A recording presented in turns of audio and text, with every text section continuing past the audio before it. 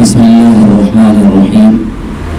الحمد لله رب العالمين، والصلاة والسلام على سيد الأنبياء والمرسلين وعلى آله وأصحابه أجمعين، أما بعد. وقال النبي صلى الله عليه وسلم: إن من الشعر الحكمة، أو كما قال صلی اللہ علیہ وسلم. حمد و ثنا رب ذوالجلال کے لیے اور درود و سلام آمنہ کے لال کے لیے. اللہ تبارک تعالیٰ نے انسان کو جو دیگر مخلوقات پر فضیلت بخشی ہے، اس میں سے ایک اہم اور بڑی وجہ نطق ہے. پوری تاریخ اس بات پر گواہ ہے، جس کے اندر نطق کی جتنی صلاحیت رہی، اس نے دنیا کو اتنا زیادہ فتح کیا ہے. یہ الگ سی بات ہے کہ نطق کے ساتھ، یعنی زبان کی آواز کے ساتھ اگر دل کی آواز بھی شامل ہو جائے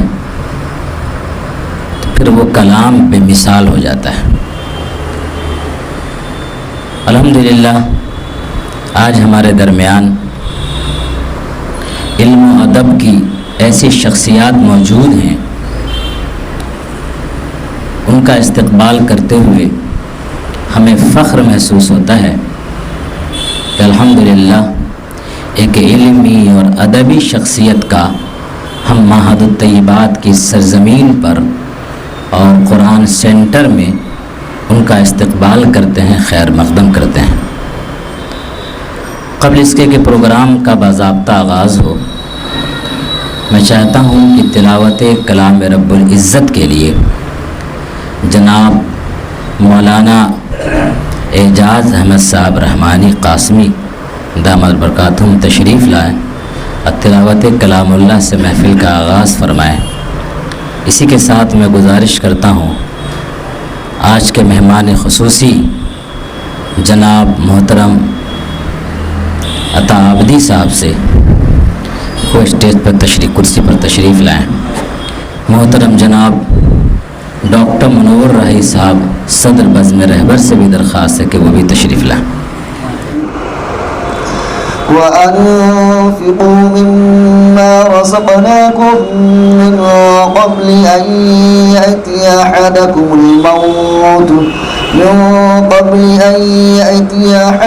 الْمَوْتُ فَيَقُولَ رَبِّ لَوْلَا أَخَّرْتَنِي إِلَىٰ أَجَلٍ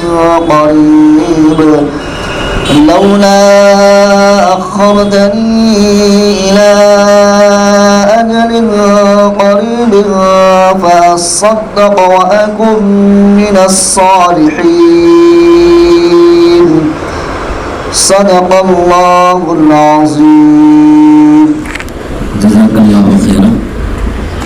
اب میں درخواست کرتا ہوں محترم جناب ڈاکٹر منور راہی صاحب سے کہ نعت کے چند اشعار بھی پیش فرما دیں اور پروگرام کو بھی پورے طور پر سنبھالیں. جناب ڈاکٹر منور راہی صاحب. بسم اللہ الرحمن الرحیم.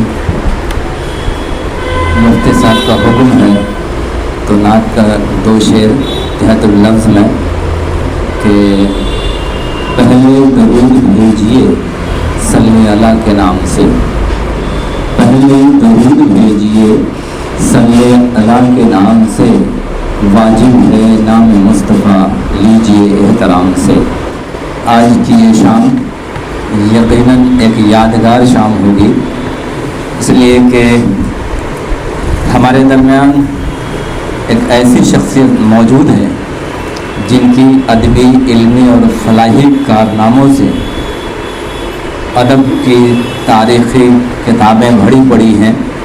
یہ الگ بات ہے کہ ہم میں سے بہت لوگوں کی نظر سے وہ کتابیں، وہ مضامین، وہ شعری خدمات نہیں گزری ہو، لیکن پورے ہندوستان میں جن کی ادبی خدمت اور آپ کی ادبی نثری صلاحیتوں کا ذکر کیا جاتا ہے.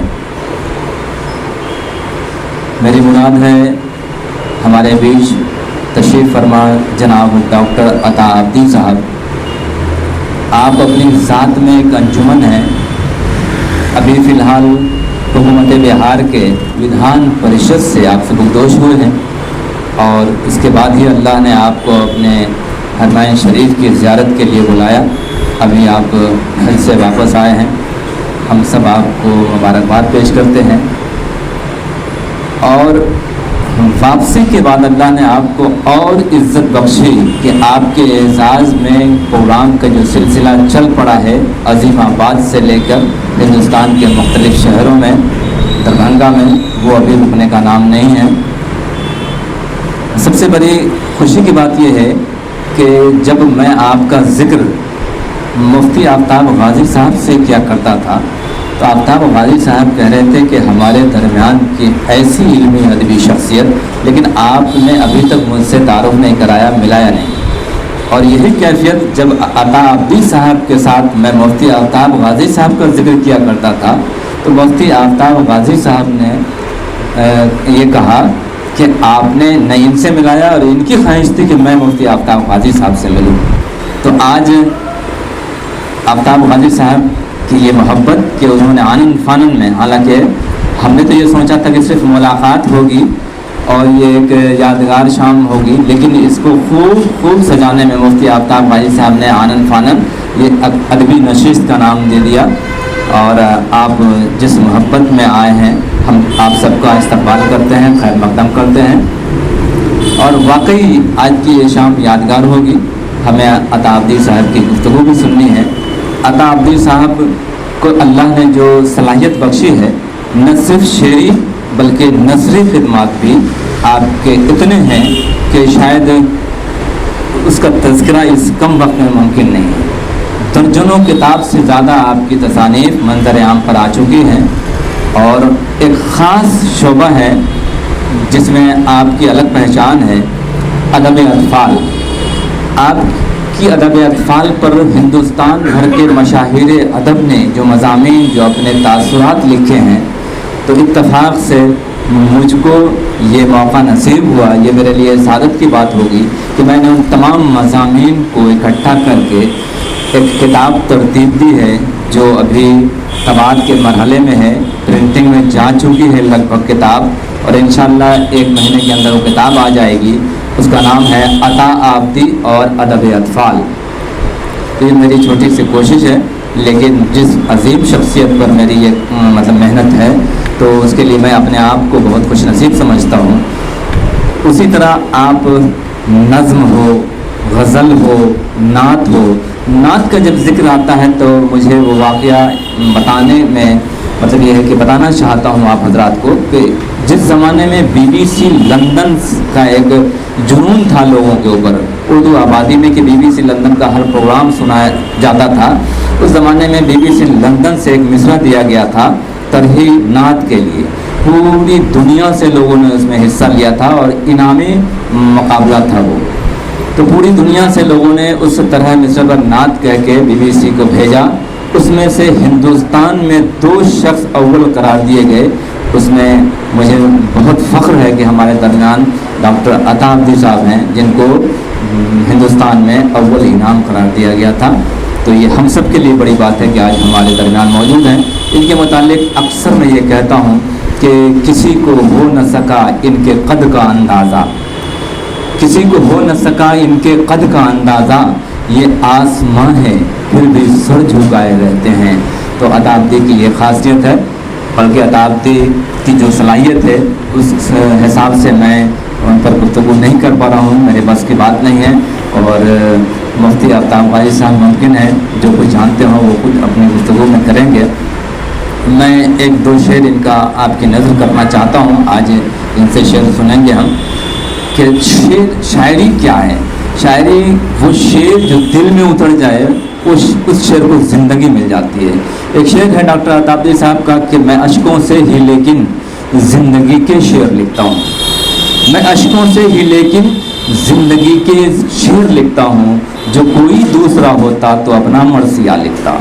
عطا عبدی کی یہ خاصیت ہے کہ انہوں نے اپنے غم کو، حالانکہ عطا عبدی کی زندگی میر کی طرح غم سے بھری پڑی ہے، میں اس کا ذکر کر کے عطا عابدی صاحب کے زخم کو ہرا کرنا نہیں چاہتا ہوں، لیکن میں نے جن کتابوں کا مطالعہ کیا ہے اور آپ کی زندگی کو سمجھنے کا موقع ملا ہے، شروع سے آپ کی زندگی کو دیکھتا ہوں تو مجھے میر کی زندگی یاد آتی ہے، کیونکہ جو میر کی زندگی مطلب یہ ہے کہ بچپن سے ہی پریشانیوں غموں سے بھری ہے، اور میر نے اپنے غم کو زمانے کا غم بنا دیا تھا، تو عطا عابدی کی بھی کچھ یہی حالت ہے۔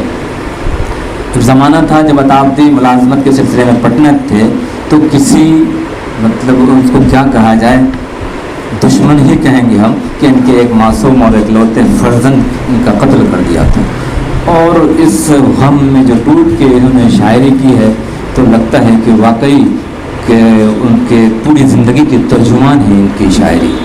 اور پھر بھی بہت سارے مراحل میں، لیکن وہ میرا یہ کہنا ہے کہ جب انسان پریشانیوں میں غم میں نکھرتا ہے تو اور کہیں کچھ نہیں، اس لیے کہ میں نے کسی زمانے میں شعر کہا تھا کہ ہے مسکراتی کبھی کبھی سرد آہ بھرتی ہے مسکراتی کبھی سرد آہ بھرتی ہے، میری حیات شب و روز یوں گزرتی ہے، اور علم قدے میں جو آیا تو یہ ہوا معلوم، حیات شیشہ غم دیکھ کر سنورتی ہے۔ وہی حال عطا عابدی صاحب کی ہے کہ عطا عابدی صاحب نے اپنی شاعری میں اپنے تجربات، زمانے کے مشاہدات کو شامل کیا ہے، اور وقت کم ہے کیونکہ ان کو یہ دربھنگہ میں مہمان کی حیثیت سے آتے ہیں، پٹنہ میں مقیم ہیں، یہاں آتے ہیں تو پورے ادبی حلقے میں لوگ کہتے ہیں کہ آپ کے لیے یہاں پروگرام ہے وہاں پروگرام ہے۔ ابھی بھی میں ان کو ایک ادبی شخصیت کے پاس سے اٹھا کے لایا ہوں، انہوں نے بہت سارے پروگرام کو مختصر کیا ہے اور کہا کہ مختصر کرنے کے لیے حسن رہبر کے فعال سیکریٹری الحاج منظر الحق منظر صدیقی صاحب سے کہیں گے کہ چند اشعار سنا کر آپ اس محفل کا آغاز کریں۔ غزل کا مطلب دیکھیں گے۔ خدا ہی سے بس رکھ امید شفا، اٹھا ہاتھ اور مانگ اسی سے دعا، اور سنا ہے کہ تجھ میں ہے خوبی کئی، سنا ہے کہ تجھ میں ہے خوبی کئی، ذرا کچھ بھی اپنی دکھا دی ادا۔ جزاک اللہ منظر صدیقی صاحب۔ بات ہو رہی تھی عطا عابدی صاحب کی علمی شخصیت اور خدمات کی، تو مجھے یاد آیا کہ عطا عابدی صاحب نے اپنے ملازمت کی شروعات مدرسہ چشمہ فیض ململ سے کیا تھا، اور وہاں کے بعد اتفاق سے ان کو موقع ملا دلی جانے کا، جہاں افکار ملی میں آپ ایڈیٹر یا سب ایڈیٹر کے حیثیت سے کافی، لیکن صحافت بھی ایک ایسا شعبہ ہے جو آپ سے اچھوتا نہیں ہے۔ اس کے بعد جب ملازمت کے سلسلے میں پھر پٹنہ آئے تو کئی ادبی انجمنوں کے آپ سرپرست رہے، صدر رہے، اور ابھی بھی ہندوستان کے کئی شہروں کی ادبی انجمنوں کی مطلب سرپرستی یا صدارت کر رہے ہیں، اور ہر جگہ کوئی بھی ادبی بڑا پروگرام ہوتا ہے بغیر عطا عابدی کے نام کے وہ ادھورا سمجھا جاتا ہے۔ تو عطا عابدی صاحب کی نظر میں 4 مصرے یہ کرنا چاہتا ہوں کہ خدا جو ان کو میرے روبرو نہیں کرتا، خدا جو ان کو میرے روبرو نہیں کرتا، میں زندگی کی کبھی آرزو نہیں کرتا، اور یہ اس قدر میری نظروں میں معتبر ہیں کہ میں ان کا ذکر کبھی بے وضو نہیں کرتا۔ اس درمیان ہمارے بیچ تشریف لائے ہیں ڈاکٹر ریحان احمد قادری صاحب، جنہوں نے عطا عابدی صاحب کی ادبی خدمات پر کئی کتابیں لکھی ہیں، اور ایک اور کتاب ان کی ابھی قریب آنے والی ہے۔ تو عطا عابدی کی شخصیت اور ذات ایسی ہے کہ جتنا بھی لکھا پڑھا جائے ان پر کم ہے۔ تو میں گزارش کروں گا ڈاکٹر ریحان احمد قادری صاحب سے کہ اپنے تاثرات چند لفظوں میں بیان کریں۔ جناب ڈاکٹر ریحان احمد قادری صاحب۔ معزز سامعین کرام و مجالس اعظام اور ہمارے بزرگ شاعر و ادیب جن کو ہم اور آپ آج عطا عابدی کے نام سے جانتے اور پہچانتے ہیں، یہ معروف ہیں اپنے اصل نام عطا حسین انصاری کے نام سے وابستگی رکھتے ہیں، اور تخلص ان کا عطا عابدی ہے۔ آج ہم تمام لوگوں کے لیے ایک بار پھر سے یہ خوشی اور سعادمانی کی بات ہے کہ میرے برادر مکرم بڑے بھائی ڈاکٹر منور عالم راہی صاحب نے یہ خبر دی کہ ایک ادبی نشست کا انعقاد کیا گیا ہے، جس میں مہمان خصوصی کے طور پر ڈاکٹر عطا عابدی जैसी शख्सियत जलवा गढ़ है, जिसमें आपकी हाजिरी भी होनी है। ज़्यादा वक्तों की बात नहीं है, बस 15 से 20 मिनट। डॉक्टर सफ़ी आलम साहब भी यहाँ पर तशरीफ़ रखते हैं और वो भी इस महफिल की ज़ीनत हैं। तो ये जैसे ही इत्तला मिली, हम तमाम लोगों के दिलों में एक अलग सी कैफियत आ रही होगी।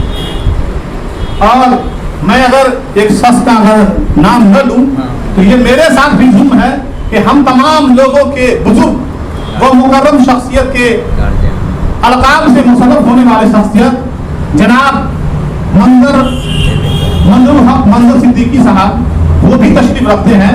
मैं बड़ा शुक्रगुजार हूँ कि उन्होंने भी इस महफिल को ज़ीनत बख्शी है। अब आइए, चूँकि ये अदबी महफिल, ये अदबी अंजुमन अता आब्दी साहब की ज़ात से मुंसलिक है, जुड़ा हुआ है, तो इनकी ज़ात पर तबसरा किया जाए या कुछ बयान किया जाए, ये हम जैसे कम फहम लोगों के लिए बड़ी ही टेढ़ी खीर है। क्योंकि आपकी ज़ात ऐसी अहम है और आप इस तरह से अभी दुनिया में मोतबर शख्सियत के तौर पर अपने आप को कायम किए हुए हैं, जिनको हिलाना मुश्किल ही नहीं नामुमकिन है। जहां ये तशरीफ रखते हैं, जिस जगह बैठते हैं, वही एक नई अंजुमन, एक नई दबिस्तान की हैसियत से आप जलवागर होते हैं। और मैं इनकी तारीफ क्या करूं, मुझसे पहले और दीगर माहिरीन अदब ने जो इनके ताल्लुक से लिखा है, इनके बारे में अपने तासुरात का इजहार किया है, इन पर किताबें लिखी हैं, इनकी खिदमात को रोना किया है, वो सारे अदबी दुनिया के लोगों के सामने जाहिर है। क्यों कि ये अदबी काम एक ऐसी काविश है जो इन्होंने अपने जिंदगी के तकरीबन 50 भाइयों पर 50 सालों पर मुहित है। और अब तक, जबकि हम जैसे लोग या हमसे बुजुर्ग लोग ऐसे भी हैं कुछ इस दुनिया में जो अब तक उनकी जात पर एक किताब भी नहीं आ सकी है, मगर काबिले फख्र हैं हम लोग कि हम तमाम लोगों ने अता आब्दी जैसी शख्सियत की जात पर और इनके जरिए किए गए कामों को अगर देखें तो वो तकरीबन 50 साल जिंदगी इनकी अदबी सरगर्मियों में गुजर रही है और माशाल्लाह अब तक गुजर रही है। मैं मुबारकबाद फिर देना चाहूँगा डॉक्टर मुनव्वर आलम राही साहब को कि अभी आपने अदबे अतफाल के ताल्लुक से डॉक्टर अता आब्दी साहब के खिदमात को नुमाया करने जा रहे हैं अपनी एक नई किताब के साथ। और अल्हम्दुलिल्लाह वो किताब अल मंसूर एजुकेशन पब्लिकेशन के जरिए बहुत जल्द मंजर आम पर आने वाली है। और ये नाचीज़ो हकीम भी इसी कोशिश में लगा रहता है कि हमारे जो बुजुर्ग हैं उनकी भी मैं खिदमत करता चलूँ। लिहाजा मैंने भी इंशाअल्लाह तकरीबन 6 महीने के अंदर ही अता आब्दी साहब की शख्सियत पर इंशाअल्लाह नस्ली खिदमात को आप तमाम लोगों के सामने लेकर जल्द ही हाजिर होऊंगा। और कोशिश ये होगी कि इनकी ज़ात से जितने भी अब तक हमारे अदब नवाज हजरात या तालिब इल्म व तालिबात अब तक वाकिफ नहीं हुए हैं, इनकी शख्सियत से आप तमाम लोग मुस्तफीद हो और फैज़ हासिल करें। ये एक ऐसा अहम काम है जो इन्होंने अपनी जिंदगी में करके दिखाया है। हम तमाम लोगों को भी चाहिए कि हम इनके नक्शे कदम पर चलते होंगे। ये जरूरी नहीं कि हम अदब के दूसरे हिस्सों पर काम करें, हम वो तमाम मौजूआत को इख्तियार करेंगे जिनसे हमारे आने वाली नस्लें भी मुस्तफीद हों। लिहाजा आप तमाम बज़्म के लोग कोशिश में रहें कि जब भी आपको मौका मिले इन अदबी महफिलों में शरीक रहें और इन अदब नवाजों की खिदमत को भी अपने दिलों में जगह दें, ताकि इनकी खिदमत आप तक पहुँचे। आप जब इनकी खिदमत को जानेंगे तभी आप आने वाली नस्लों को, आने वाले लोगों तक पहुँचाएंगे। ये बड़ा अजीम काम होगा बड़ा एक बेहतरीन काम होगा और जिनसे आपकी और तमाम अदब नवाजों की को एक नई राह मिलेगी और उनकी याद तमाम लोगों तक बाकी रहेगी। इन्हीं बातों के साथ मैं अपनी बातों को करता हूँ। अस्सलाम वालेकुम। डॉक्टर अहमद साहब ने बात की तरफ इशारा किया, हम उनके शुक्रगुजार हैं, मशहूर हैं कि डॉक्टर अताउद्दीन साहब के अरबी फरमान पर हिंदुस्तान का कोई ऐसा मशाहिद या अदब नहीं है